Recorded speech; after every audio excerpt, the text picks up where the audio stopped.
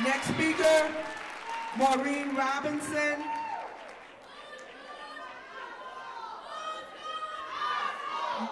Miss Robinson.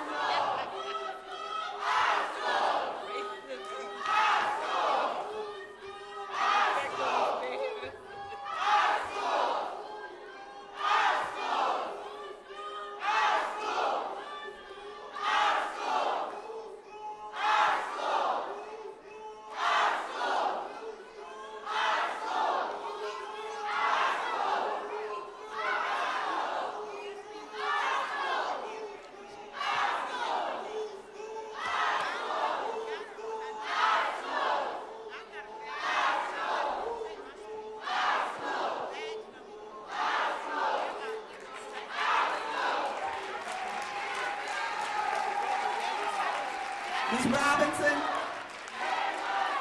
just a minute.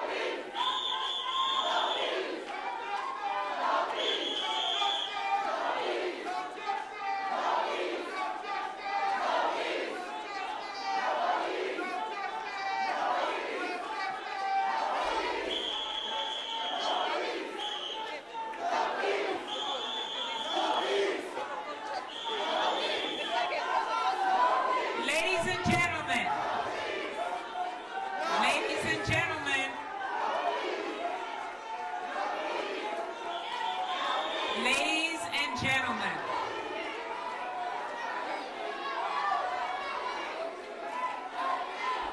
excuse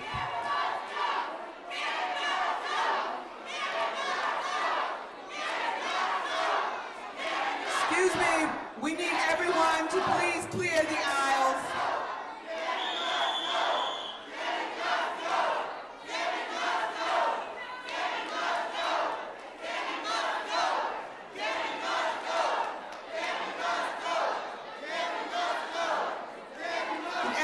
Please clear the aisles. Please clear the aisles.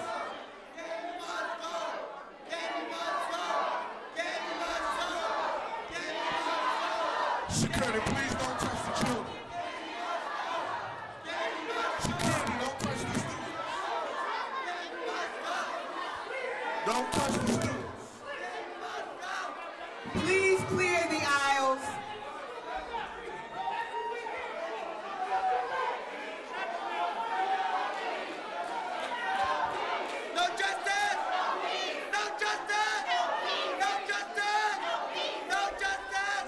Everyone, please allow the people who signed up to speak to be heard. Ms. Robinson.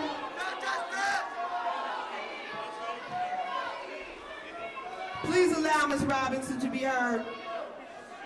Ms. Robinson.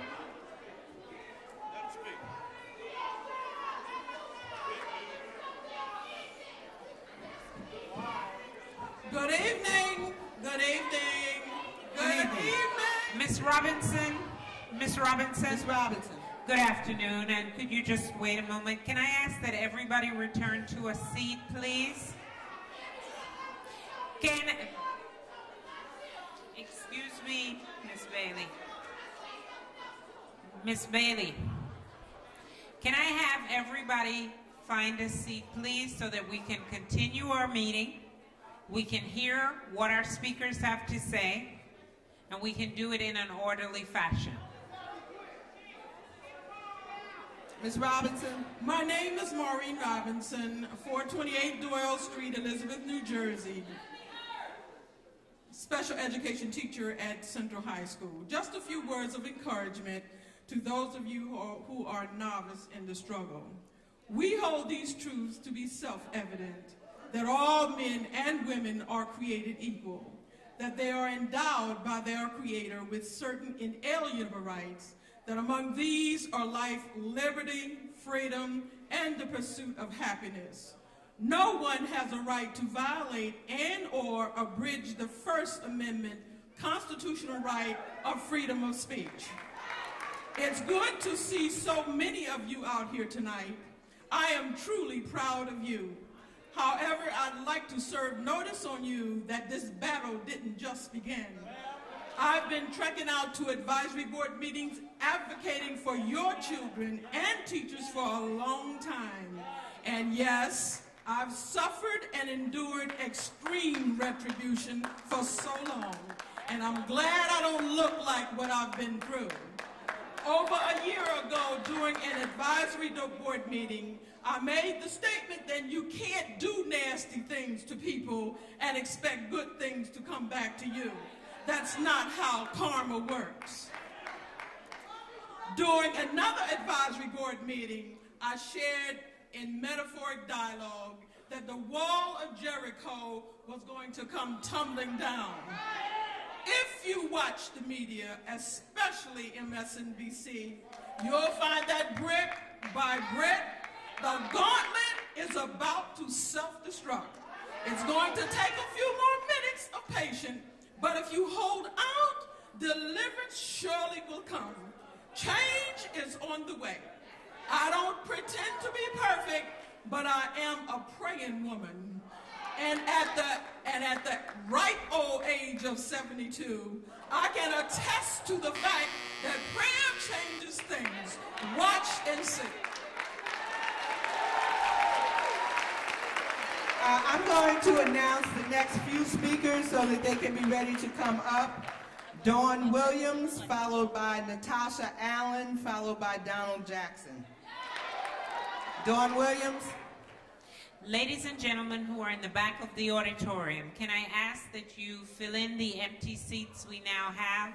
We have a few people who have been waiting a very long time in our cafeteria, and we seem to have some empty seats that we can accommodate. Can I ask people in the back of the auditorium to find a seat? I can't bring anybody else in here until I have everyone seated. Please do so.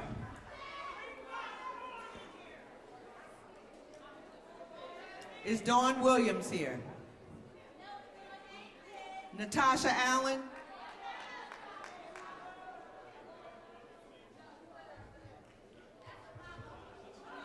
Donald Jackson?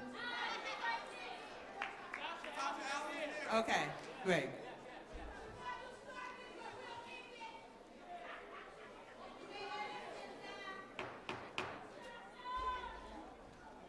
Good evening. Good evening. Natasha Allen, concerned citizen, parent of a high school junior, honor roll student.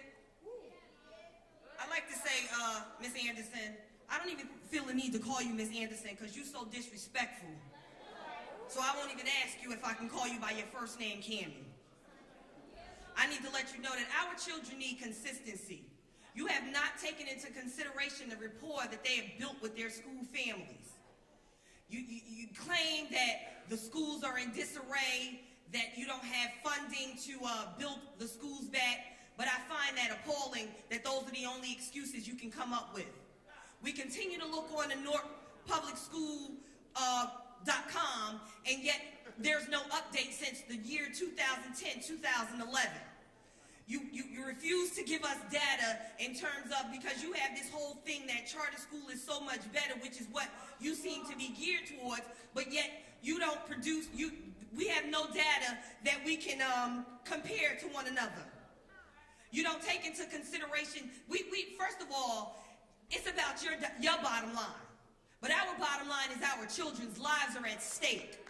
You plan to close 33 schools, and yet you tell our children that they have 8 schools that they're going to have top priority. Their top priority is the school that they are already in. You got an application that says the application is a contradiction within itself, because it says that you fill out the application if you want your children to go to another school. The choice has been made. We choose for our children to stay in their public school. We don't have a problem. Public school, private school, charter school, African-centric school, Muslim school, whatever your choice is, it's a choice. You are annihilating our choice. We want you to pack your bag and go. We're not ready. We're not ready. We're not giving you another moving stipend. Since you came, you had to get off East Kenny because too many of us knew where you was going. So now you got your new little apartment up in Montclair, and then you want to just come down here and reign supreme like don't nobody have no kind of idea of what's going on. You act like we live in a state of martial law. You act like you deployed the army on us. I'm trying to figure out, like, do you not want for your brown babies what we want for ours? We ain't gonna play this game. We're not playing this game. You play it. You play it. You want to make money. We want our children to grow up and have quality education.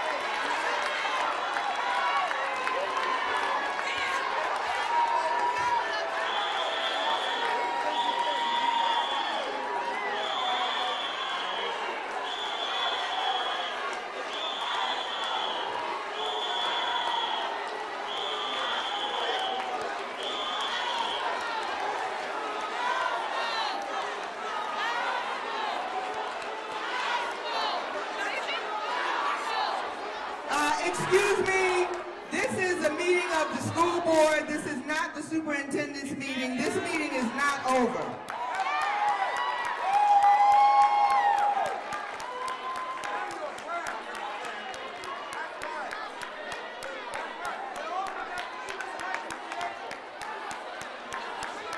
We ask anyone who is leaving, if you could please do so so that we may resume with the business of the board. As long as we have 5 board members present, This meeting will continue. We will listen to public speakers, and we will continue the business of the board this evening.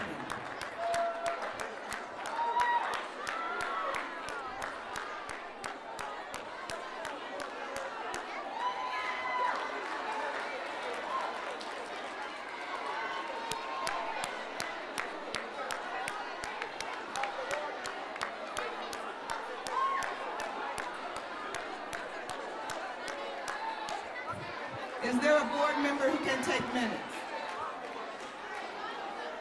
Is there a board member who's willing to take minutes? I'll take the minutes. Wait, what happened? I got 3 minutes. I got 3 minutes. I got like 2.5 minutes left.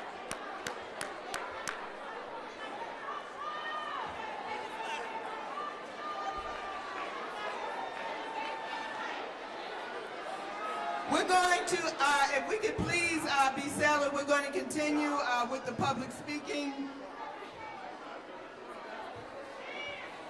Next speaker, Donald Jackson. I'm sorry, ma'am.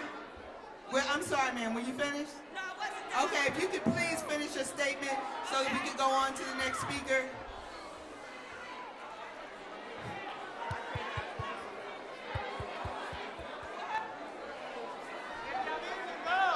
Excuse me, ma'am, if you could finish your statement so we can go on to the next speaker. The mic isn't on. The mic isn't on.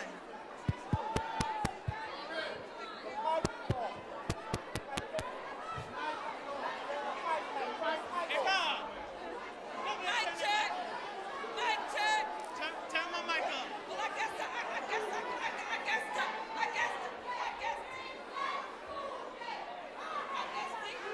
DJ can fix that up for me. Your mic open. Okay, so I guess that was a touchy subject because we're talking about our babies' lives being at stake.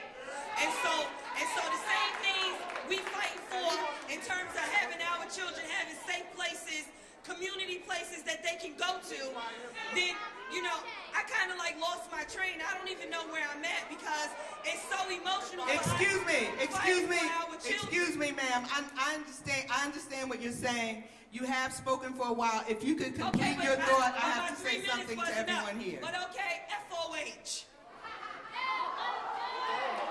Okay, excuse me, what I would like to say to everyone is that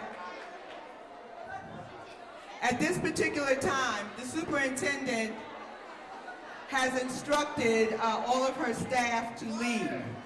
What that means, excuse me, you know, this is our opportunity. Excuse me, the superintendent has left. This is our opportunity to show that we are ready to conduct the business of this board. We do not have to have the superintendent to do that. So what this board is asking for right now is your cooperation in doing that, and hopefully your respect for the fact that we did not leave with the superintendent because the staff left that we are here. Unfortunately,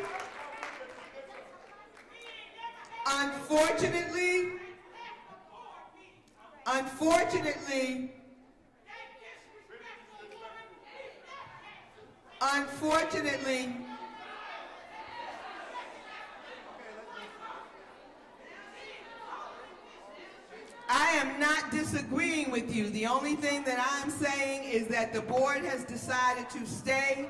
We would like for those in the community who are willing to stay here with us. We will continue, but be aware that staff has also been instructed to turn off the equipment. What that means, excuse me, and what that means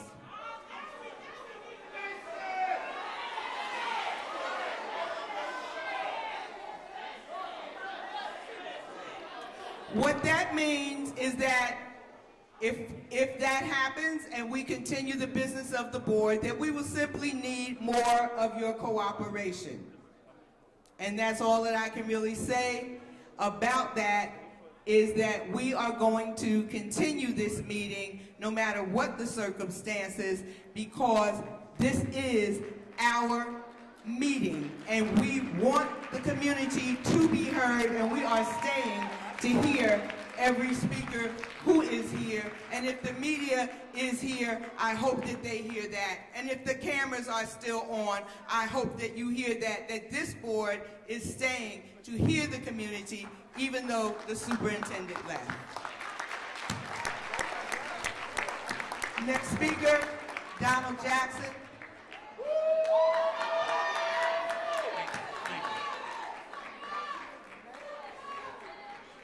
Donald Jackson, 79 Tracy Avenue. Thank you, Tasha. Newark, New Jersey, 07108. Before I get to my main point, I want to acknowledge someone. During my years at Malcolm X Shabazz High School, from the year 2006 to the year 2010, there was a custodian there by the name of Donald Franklin. He was more than a custodian. He was a parent, teacher, security guard, administrator in the heart and life of Malcolm X Shabazz High School. And I just recollect and recall, him giving us life lessons. And I just wanted to take the time to acknowledge him. And I thank him for helping me get through high school, because it takes more than just the teachers. What Ms. Anderson fails to understand, and what she fails to realize, is that the schools that she are closing, which are all of them, I just want you all to be aware of that, don't have any illusions. The schools that are proposed to be closed are our community schools, and that have helped us. If we lose our schools, we will lose all essential aspects of life. These schools help us live. These schools keep us running. These schools educate us. I find it appalling that Ms. Anderson is able to still operate in this district the way she is, because it wouldn't happen nowhere else. It would happen nowhere else, only where we are. Only where poor people are. Only where blacks and Latinos are. It will only happen here, nowhere else. You talk about school choice, but there really is no school choice. You have the choice between poor public schools and poor charter schools. If you're talking about choice, what happened to your parochial schools? What happened to your private schools? These schools have been cut out the equation. 1 minute. The reason why, hold on, slow down. Thank you, but Mr. Jackson, the reason why we're all going to self-govern tonight. Thanks for your cooperation. Thank you so much, and I got my time. Thank you. And the reason why I brought that up, because you tell me that I have the choice to choose what school my child goes to, but then you're going to turn around and tell me that school's going to be closed, reopened, modified, whatever you want to call it. That's not choice. There's one Newark plan. How come I only see it in the PowerPoint? I don't need pretty pictures, pretty painting. I don't need to see that. I want to see the hardcore documents about this plan, how it's going to be rolled out, how it's going to be implemented. Ms. Wilson, she probably left. Ms. Merritt, she probably left. I understand that it wasn't personal. I understand to the security guards that it wasn't personal. But Ms. Anderson cannot continue to turn our resources, our school resources, against us. She cannot have staff fighting us. She Donald, can't have security fighting us. She cannot have this going on in our school district. I'm happy to see everyone coming out. I'm glad we packed this meeting. It should have happened 5 years ago when we told you it was coming down the pike. Nobody wanted to listen. Donald, okay? time. Because let's stop acting like this is something that happened overnight. Because it's not. Okay? We need to keep the pressure. We need to stay informed, and we need to continue to fight. And lastly, I'm just wrapped up with this. Someone mentioned this to me as I was sitting down.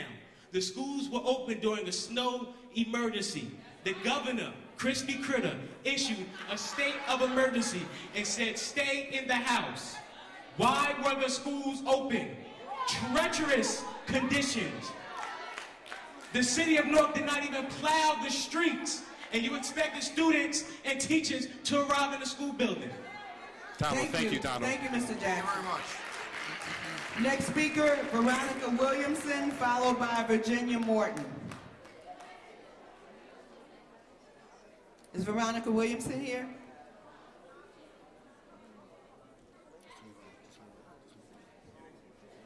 Virginia Morton?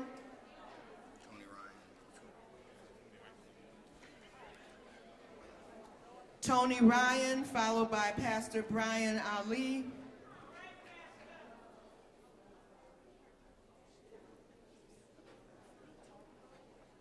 Tony Ryan, Pastor Ali. Donna Jackson.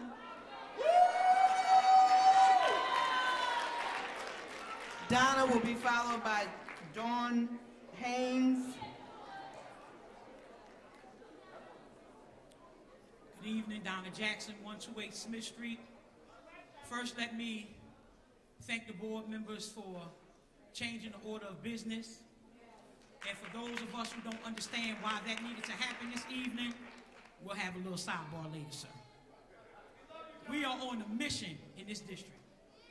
I want to say to everybody that's here, I don't know where you've been for the last 3 years, but if you ain't at next month's meeting, I'll be at each one of your houses looking for you with my extension cord. Be clear. We need to talk about some serious business here. And what we better understand and what we better be clear about is this is a corporate takeover of public education. There are no more public schools in New Orleans. Not one. I told y'all this is Cory Booker's plan. What we better understand is those folks in national media are not going to say that boy's name, but we better. We better understand who is telling Cami what to do and when to do it. We better, hold on, be clear. I know what the plan is. We better be clear that Governor Christie was never interested in the city of Newark until Cory took him on Oprah. The only reason, I know what I'm talking about, the only reason Governor Christie is okaying everything that's happening in this city is because his hand is getting paid with the money of Team Academy, Broad Foundation, Walden Foundation, Walmart, Kmart, and all the rest of them. If y'all still going to Walmart, you better stop going. Walmart is behind that. It's called Walden Foundation. They just got a new superintendent in the city of Montclair from the Broad Foundation to do the exact same thing that they're doing here in Newark. Parents, teachers, and staff, let me tell y'all something. I do understand that these very principles, some of them, not all, that we are trying to save and those that would not stand up tonight have been succumbing to the pressure of Ms. Anderson. You have written up teachers that didn't deserve to get written up, and for that, I got it because y'all ain't say nothing before. And for that, we will deal with y'all. Because let me tell you something, we can forgive and forget, but y'all forget too much. People who annihilated folks, have folks standing on the food stamp line now that can't find another job, black, white, green, orange, and purple. Donna Jackson telling you tonight, you're going to be dealt with because you need to be dealt with. You staff members, y'all better get off y'all behinds, know you in a union, get at this mic, and let your voice be heard. Don't wait for us, because let me be clear, employees, Team Academy is waiting. North Star is waiting. They will close these schools, let them take these schools, and our kids will be forced into these charter schools. But what you better understand, like the people in New Orleans understand, they put 7,000 teachers out of work. And y'all better get up. Y'all better get up and get in this fight with us, or when it turn around, you're going to be left on the outside. Because I know, and I'm going to close with this, we sit in the district where we look at a superintendent every meeting who does not have her credentials. She does not have superintendent certification. Now, how much longer, y'all, is we going to keep sitting in these meetings? Yeah, go ahead, Donna. Say it, say it. I've been saying it. When you going to say it? When you going to say it? We sit in this meeting tonight in my closing. there are 10 police officers in this meeting at the behest of the governor and this damn superintendent. And y'all sitting here like it's all right. We don't need to be in no police state. We are not going to be bullied. And I'm telling y'all right now, if you don't fight, when I and my crew win this fight, you out of here with him. Next speaker, Dawn Haynes. Dawn Haynes will be followed by Sandon Harper.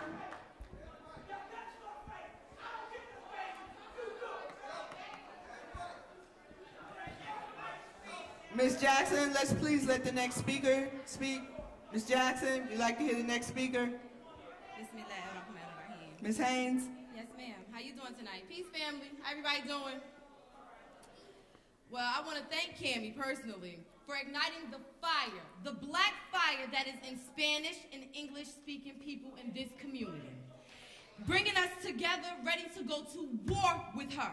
This is undeniable disrespect. What I went through to get in here tonight was a blatant spit in the face. It wasn't even a slap. I took a slap and been ready to rock. That was a spit in the face.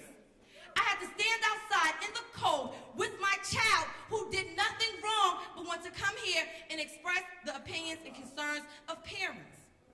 What is this coming to? What type of world are we living in where our children are fighting for education? I thought we accomplished that mission. Newark is not a plantation. We're not under a slavery. We are free people. We don't need overseers. Give us our local control back. We can put the proper curriculum in our children's school classrooms.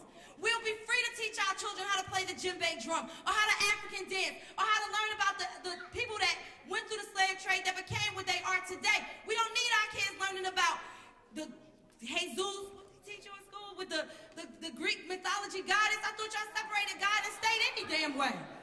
I'm just saying, my child don't need to be coming home telling me about that. She needs to be telling me about something that's conducive to her being a productive young black woman in our community. We had the audacity to offend her. Big shout outs to Tasha. If all we had to do was talk about her kids, we should have been talking about her kids because they look like our kids. The community I live in faced not normal circumstances. And I think that she took that out of consideration. She never considered it. We are not normal circumstanced people. We are Norkers. And that means a lot. Our kids don't have no business coming from the south side of Newark to go to the east ward to go to school because all the schools in Newark is shut down. Do we think of the psychological issues that you're about to create when making kids go from 2 schools in 1 year? This is ridiculous. This is scary. Not only was Adelaide L. Stanford Charter School closed down, which was an Afrocentric curriculum from head to toe from Dr. Jeffries, that was thrown out the window for whatever reasons they decided to come up with. My child was productive there. She's doing work now in 2nd grade that they was giving her in kindergarten. I'm not understanding this. I got 1 minute, that's what that means? Oh, okay. Yeah, that's good. You know what else amazes me, people?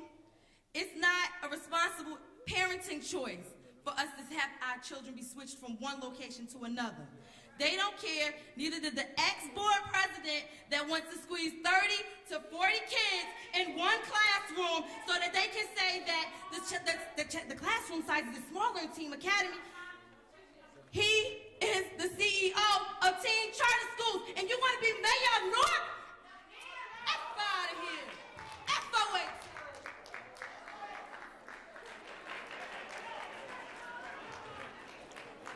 Next speaker,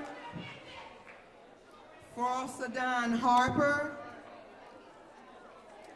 followed by Deborah Smith Gregory.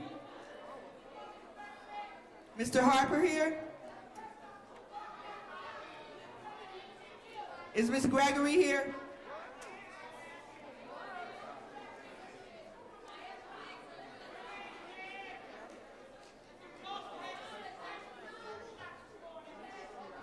Ms. Gregory?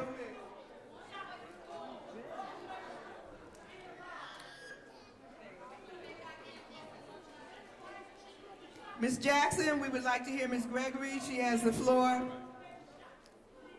Ms. Jackson, Ms. Gregory has the floor. Ms. Gregory, I know you have to wait as people are leaving.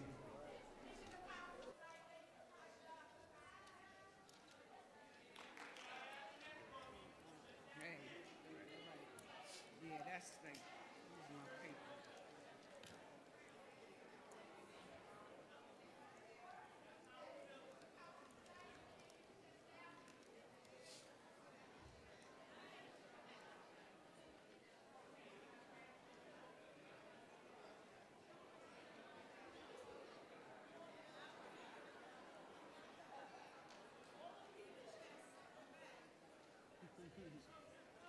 Ms. Gregory.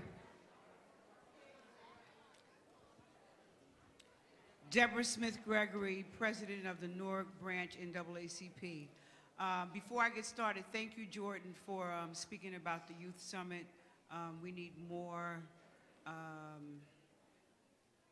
opportunities for youth to speak. I had a speech, but I'm not going to give it because I went outside. I had been getting calls about the treatment outside by the police, by the Newark police, not the security guards. This ain't got nothing to do with the security guards. This is the Newark police. So I went outside after hearing that people were told that they had been standing outside, but they could come in the cafeteria, they could stay for 30 minutes, and then they had to leave. But if they were on the speakers list, Valerie Merritt would come get them. So I happened to go outside to go to the ladies' room. And I said, no, let me go down to the cafeteria. I see someone that I know is on the speakers list, Kathleen Witcher. I know she's on the speakers list, okay? So I come back, and the cops are saying, well, where you think you going? You either go out the door, and now Kathleen Witcher is an elder, okay? And she says, well, I'm on the speakers list. So we're standing in front of the door, and they're saying, well, no, you should have come out in the first place. And I said, well, you know, what's going on? They said, well, we're running this show. I said, this lady's on the speakers list. Well, we don't care. We're running this show. Badge number 894. 894. I said, sir. Now, badge number 72 kind of backed off. He kind of backed off, and he said, well, you know, what's going on? She can't go outside. She must have come inside because I don't have on a coat. So evidently, I came from in here. So now, badge 894 says, well, I don't care. And I said, sir, what is your badge number? He said, get in here, just get on in there. I said 3 times, sir, what is your badge number? He finally said, what's the matter? You can't see? I said, oh, you're right. I looked and I said, oh, 894. So he says, yeah. So now they're outside trying to incite a riot. This is not a fascist community. This is not a plantation. That was the Newark Police Department. So, Councilman was in here. I asked him, could he please go outside and address the situation? So, no, that's not true. He went outside. Nobody was around. All of a sudden, there was no cops. Now, this issue with the police, they're saying it's a directive of the superintendent to have these police, and they're running the show. I was thoroughly, see, I've calmed down a little bit because I was too, We hear you. And so when I guess some people saw me talking to Valerie Wilson, I was telling her how they are out there trying to incite a riot. Right, to make us look bad, but under the direction of the superintendent, who has no respect for us, who has no regard for us, who has completely discounted us because her bullying boss has told her it's okay to bully us. We're just noise. Cami gotta go, Surf gotta go, Christy gotta go. Ms. Gregory, can I see you after the meeting? I think we need to follow up with something in writing. Oh, yes, I am going to lodge a complaint about badge number 894. Next speaker, Crystal Bates. Lucius Jones. Is Mr. Jones still here? Yes. Okay. Lucius Jones will be followed by Janice Dente.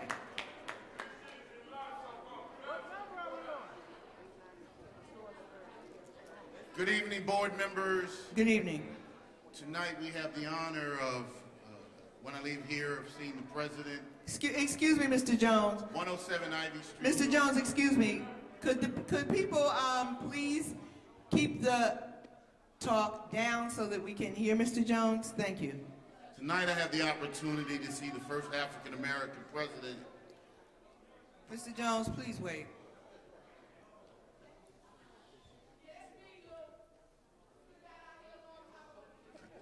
Tonight I have the opportunity to see the first African-American president address the United States of America and his plan to provide health care, which is landmark legislation to this nation.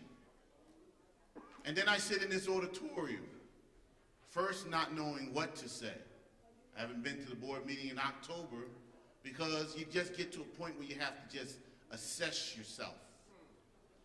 And when you assess yourself, you're able to determine whether or not you're moving forward, standing still, or moving backwards.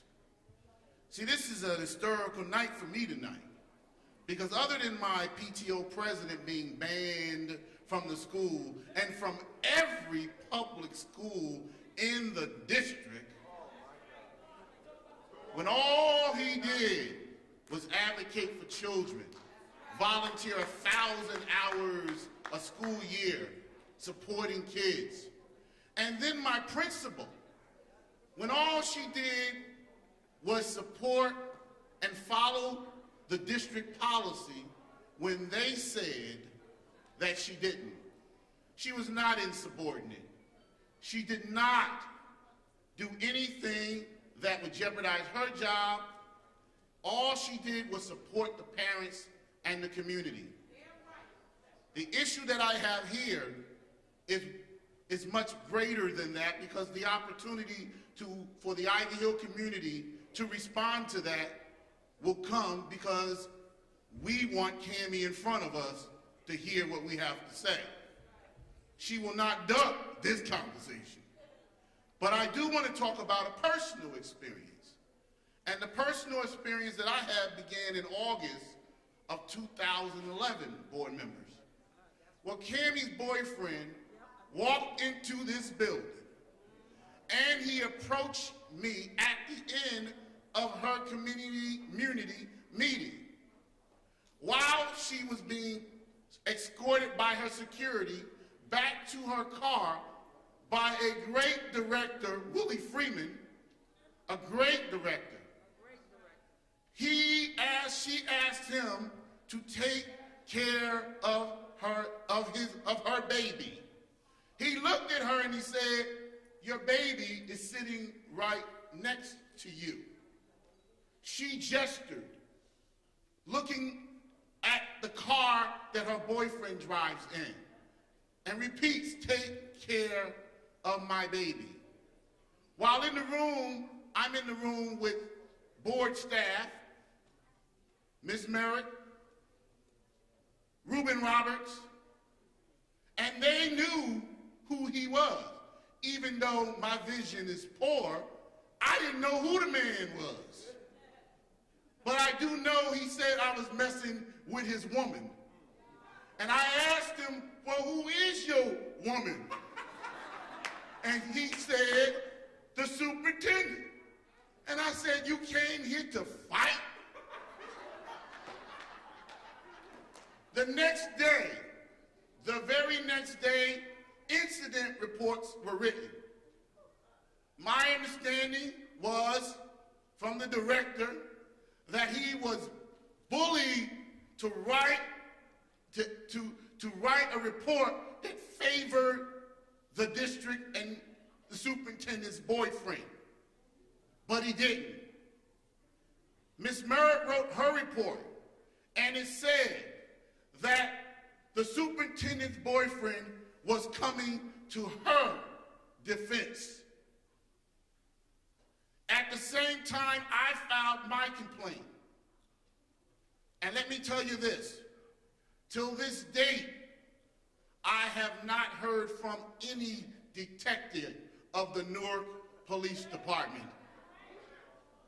So my concern is this: what power is in this city that can take away my right to due process, to be heard by a court of law?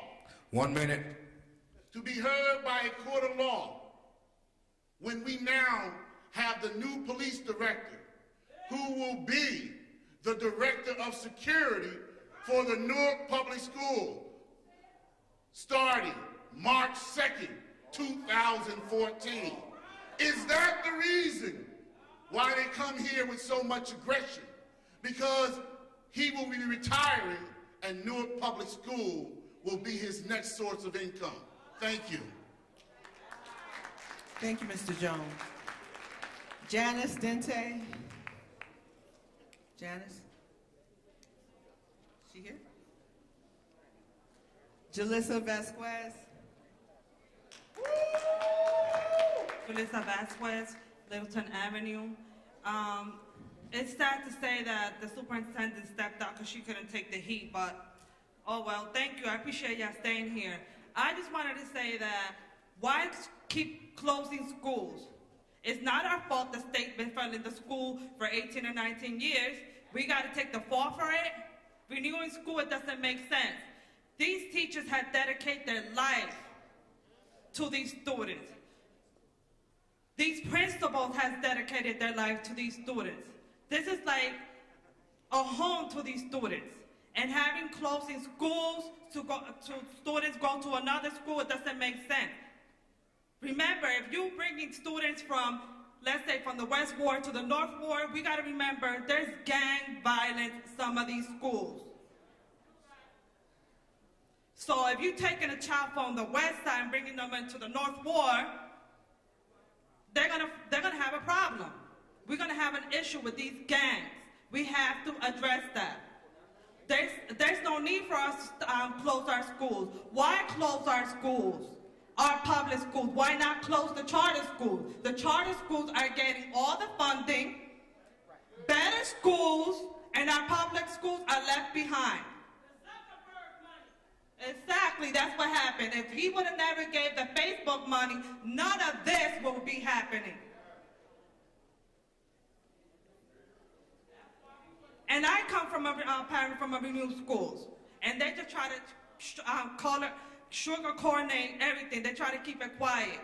There's things that happen in that school, like there's bed bugs on the 3rd floor, and the principal, he likes to keep it quiet. There was a teacher's A fire because we had done some letters, she distributed them, and because she didn't want to say who did the letters, I written the letters. I wanted the staff members to know that there was bed bugs in these classrooms. There was a teacher that bought some stuff for the bed bugs for 3 classrooms. He knew about the bed bugs, but he wants to keep it quiet. None of these parents at this school know there's bed bugs on the 3rd floor. And they're trying to keep it quiet. I don't understand why they haven't sent out letters letting them know there's bed bugs. I have kids at my house, and I tell them, do you see these bags? My son's like, yeah, but my teachers say, don't say that, keep it quiet. Why keep it quiet? If you have bed bugs, then you gotta get rid of everything. You know?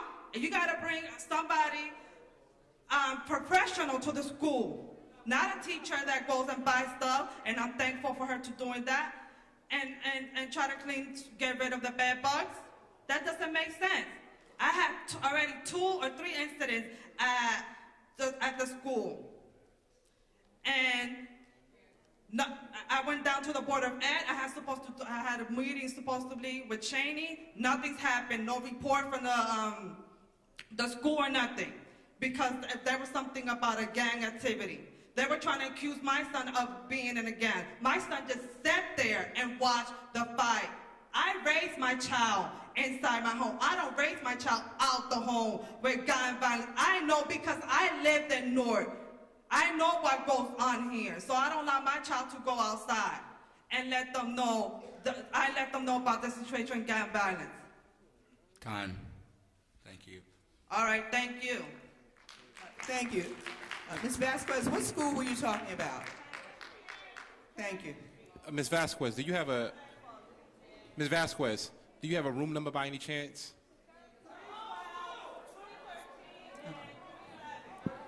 Thank you. Next speaker, Kathleen O'Prey, followed by Aljathea Cannon.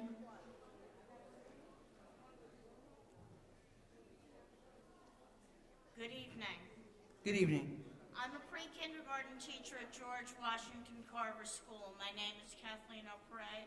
I've taught in Newark for the last 30-odd years, first in the child care community, then in district schools.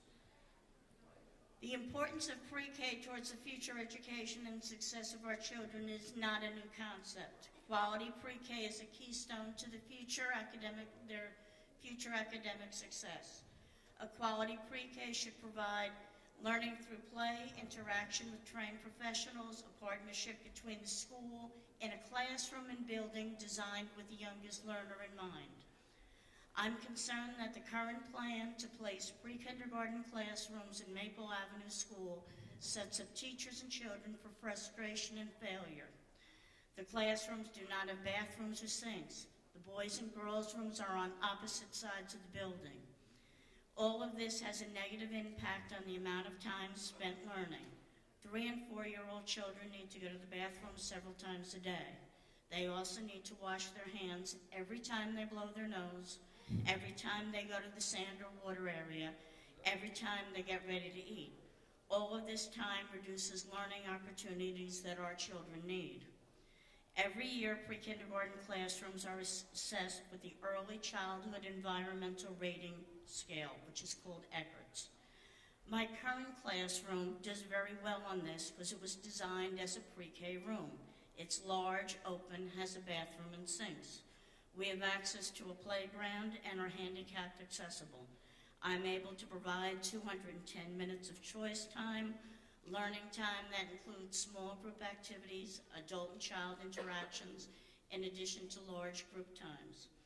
Learning is not interrupted because children can use the bathroom as needed, and instruction does not need to stop. At Carver, many of the first floor bathrooms in our building have bathrooms. 1 minute.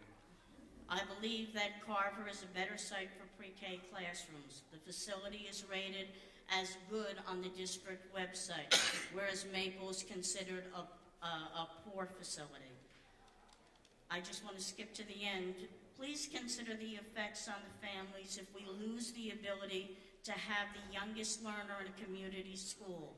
Attending a community school allows children to be close to home. It allows families to attend school together. It allows the staff of the school to form a relationship with the children and families enrolled. Each year that relationship builds.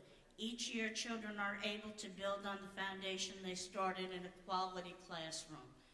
Our youngest learners need to be in rooms designed for pre-K, not in a 60-year-old building that just is not designed for them at all. Thank you for your time. Thank you. Thank you. Aljathea Cannon. Danielle Master Giovanni.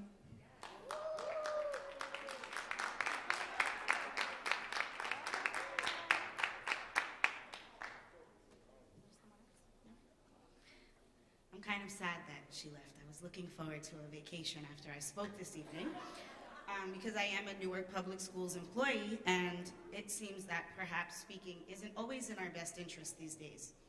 However, I also come here tonight as a parent of 3 sons that I raised in the city and a home-owning resident. And I come with 3 voices whose opposition to the plan to completely overhaul the Newark public school system None of those three voices have clearly been heard. However, I decided that tonight I would speak from the perspective of the many teachers who, like me, cannot sit back and remain silent any longer. Although silence may temporarily allow us to fly under the radar, remaining silent will inevitably be the reason that we lose our jobs and our profession permanently.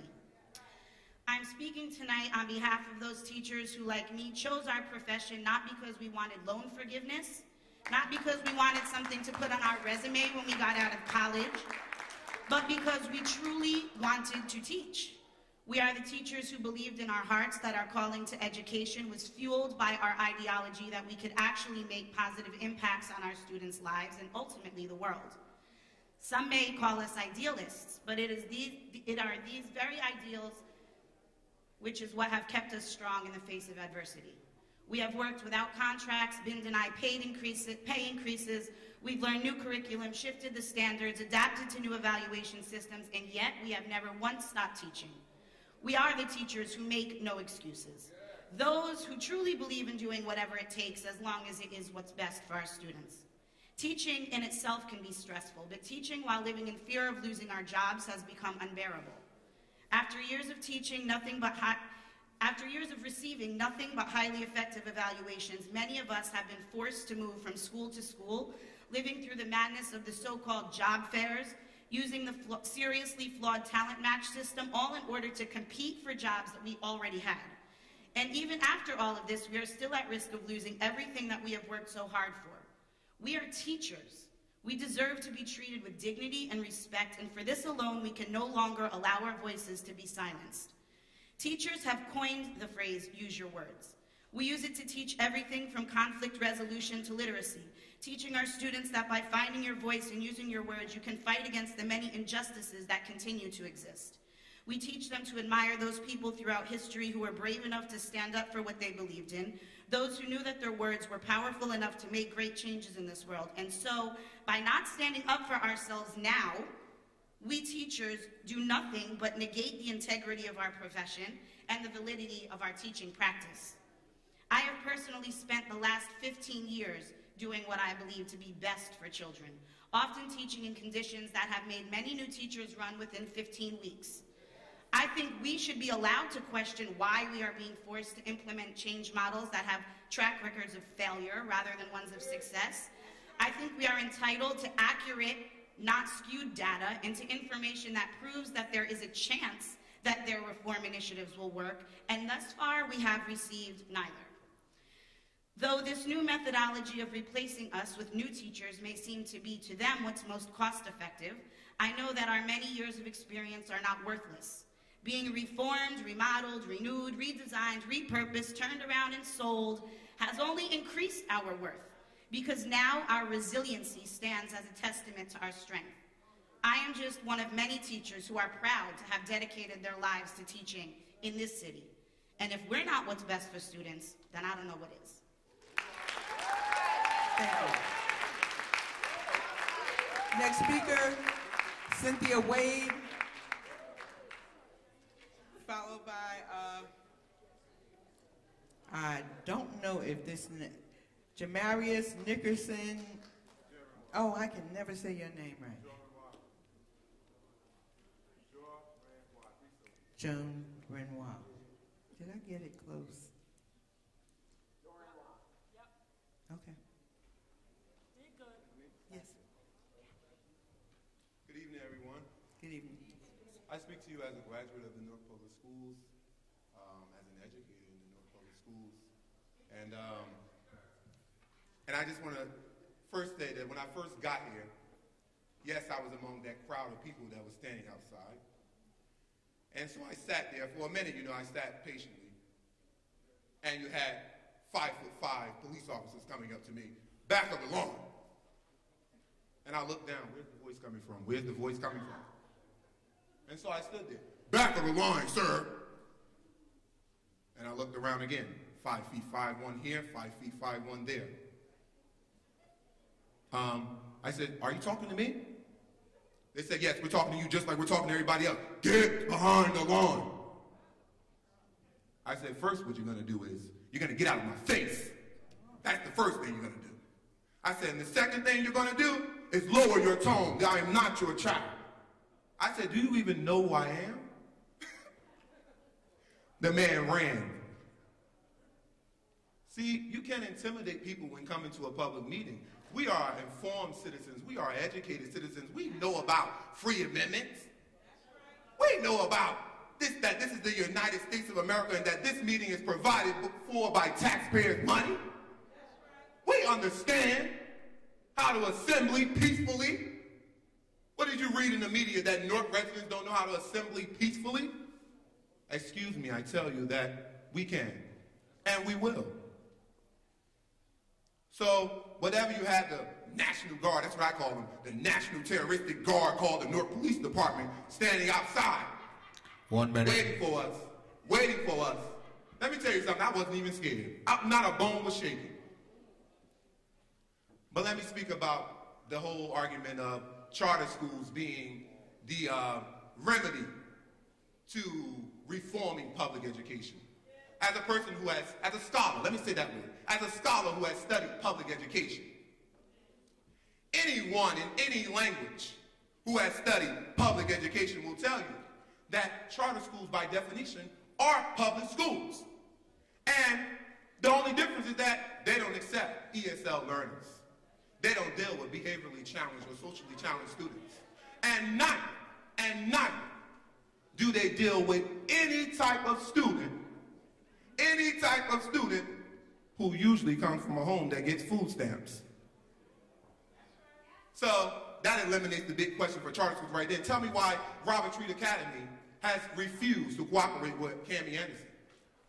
Tell me why Tom Moran published an article in the Star Ledger saying that there's no substantiation, that charter schools are better than public schools. Let me give you a personal story.